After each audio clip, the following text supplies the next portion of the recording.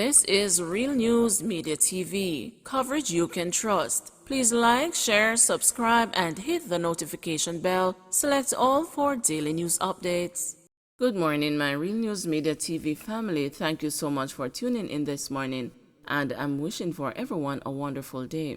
And in the news this morning for December 21, 2022, bus conductor who murdered a 7-year-old niece of ex-girlfriend gets life in prison.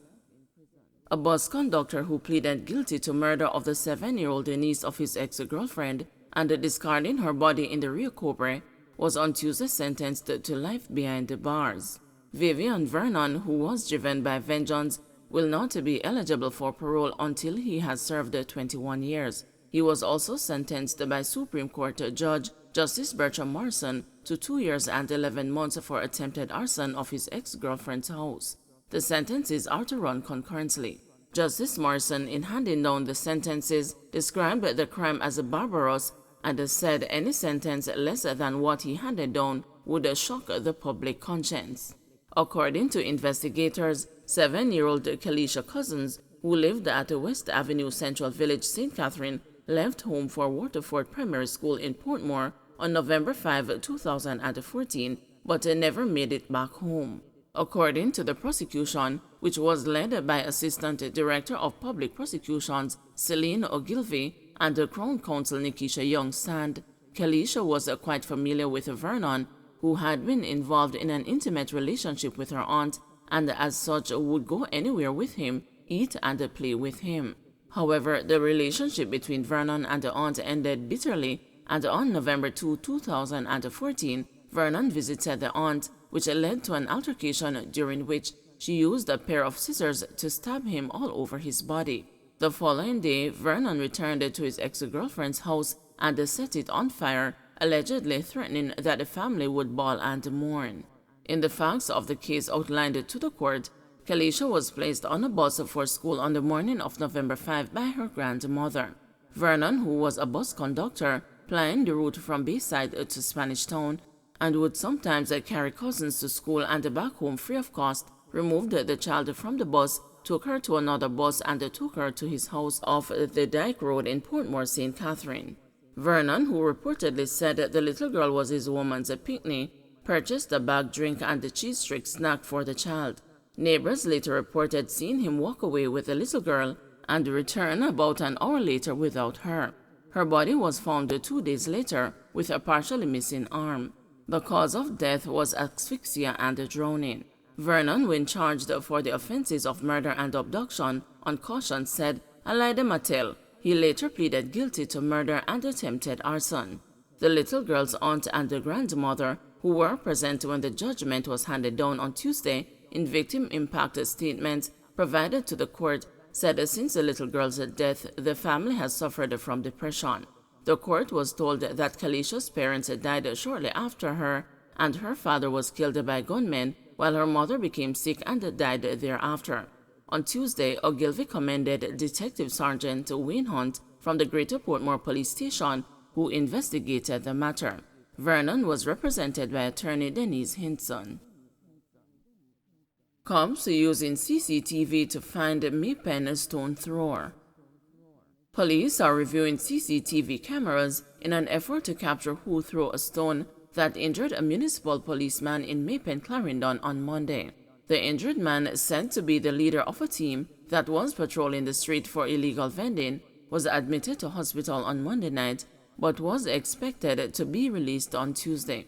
"We are trying to review some camera footage to see if we can locate who threw the stone," Superintendent Carlos Russell, head of the Clarendon Police, told the news. Several videos of the incident have gone viral on social media. The video shows the people, most of whom are believed to be vendors, crowding several municipal officers when a stone hits one of the lawmen on the head. He immediately fell to the ground, and the people began scattering as his colleagues attended to him. The crowd that had surrounded the officers dispersed in a few seconds. Mayor of Maypen, Councillor Winston Maraj, disclosed that the injured man was not a part of an altercation between other officers and the vendors. He said he was trying to make peace. He came out of the vehicle to kind of pacify the altercation, so he was partying them, only for someone outside of the crowd to fling this stone into his head, Maraj said. 4 men charged following deadly supermarket robbery in Poros. Criminal charges have been filed against the 4 men who were apprehended by the police after a deadly robbery at a supermarket in Poros, Clarendon, earlier this month. They have each been charged with possession of a prohibited weapon, trafficking a prohibited weapon, and stockpiling a prohibited weapon. The charges fall under Jamaica's newly enacted Firearms Act. The men's names have not been released because of other investigations that are ongoing, the police explained. They were held in Williamsfield, Manchester, after the car in which they were traveling was intercepted by the police. An AK-47 rifle, 2 handguns, several rounds of ammunition, and a police ballistic vest were allegedly found in the car. Their arrest came minutes after 4 armed men robbed a supermarket located along the Poros main road. The robbers reportedly opened fire after stealing an undetermined sum of cash. Jing Xianyi, the proprietor of the supermarket, and a man identified only as a Kush Ai were killed in the attack. More police sent to Manchester. More police have been deployed to Manchester in response to an increase in crimes in the parish. This was confirmed by Police Commissioner Major General Anthony Anderson during a visit to the parish on Tuesday. The increased police presence follows a surge in deadly attacks and robberies which has been affecting the viability of businesses. General Anderson asserted that strategies are in place to apprehend the criminals. Meanwhile, the commanding officer for the Manchester Police, Superintendent Shane McCullough, is urging business operators in the parish to utilize the services of the police and the private security firms to transport larger cash deposits during the Christmas season. Superintendent McCullough said, given the recent robberies occurring in the parish, he wants the business community to take extra precaution with these transactions. He is also advising the business operators to do the necessary background checks on the persons they hire, as a number of the robberies that have occurred involve some persons employed to those businesses. Concern raised that not all fishers affected by Rio Cobre pollution will be compensated.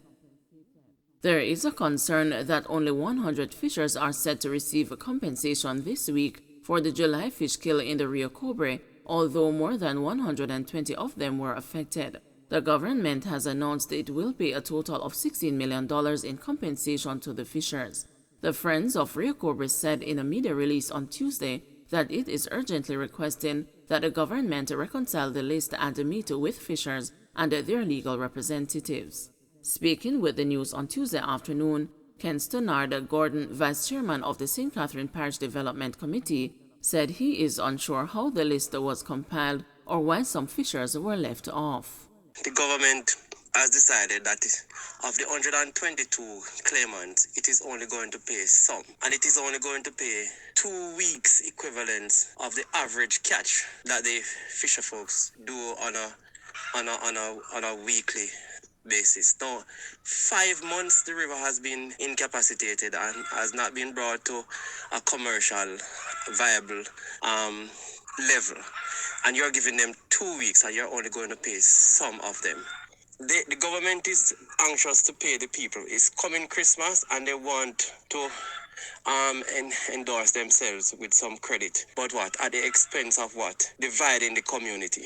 Because when some people get and others don't, what is the criteria the government has used to eliminate some of the folk? The people are desperate. Why is the government doing that? Don't forget to like, share, subscribe, and hit the notification bell. Select all for daily news updates.